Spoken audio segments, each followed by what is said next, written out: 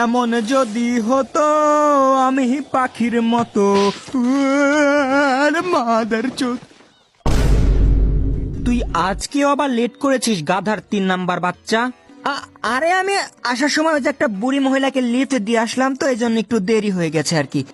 1 minute, তোর bike আছে? না। স্কুটি আছে? না। তাহলে গাড়ি আছে?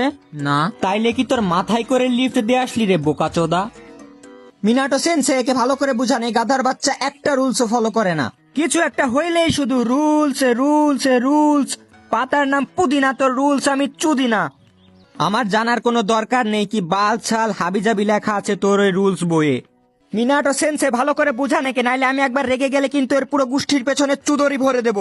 চুদরি মাদার চোদ, আমার গোষ্ঠী নিয়ে একটা কথাও বলিস না।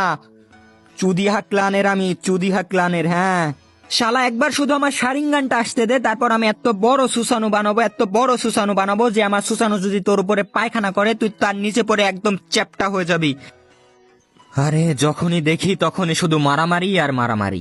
এদেরকে আমি কত করে বলেছি যে মিশন চলাকালীন গালাগালি, কাটাকাটি, মারামারি, গুতাগুতি, চুমাচুমি ইজ নট অ্যালাউড।